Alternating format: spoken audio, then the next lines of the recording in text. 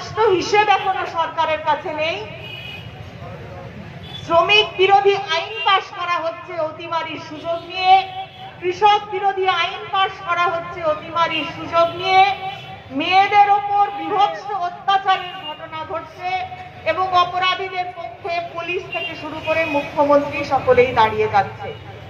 তো এই যে বিজেপি, এই নৃশংস বিজেপি, যাদের হাতে গণহত্যার রক্ত লেগে আছে, এই নৃশংস বিজেপি এবার পশ্চিমবঙ্গকে পাখির চোখ করেছে। পশ্চিমবঙ্গকে তারা নিশানা করেছে যে যে কোনো ভাবেই হোক পশ্চিমবঙ্গে ক্ষমতা দখল করতে হবে। তো আজকে আমাদের জমি কমিটির সামনে এটা বড় চ্যালেঞ্জ যে পশ্চিমবঙ্গে বিজেপি যাতে কোনোভাবে 1 ইঞ্চি জমি না পায়।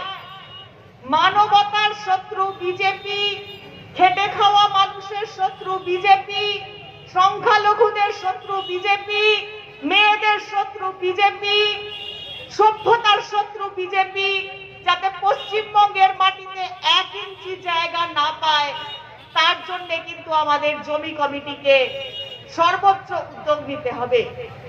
তার মানে কি, আজকে পশ্চিমবঙ্গে বিজেপি জায়গা পাওয়ার অবস্থা তৈরি হয়েছে কেন?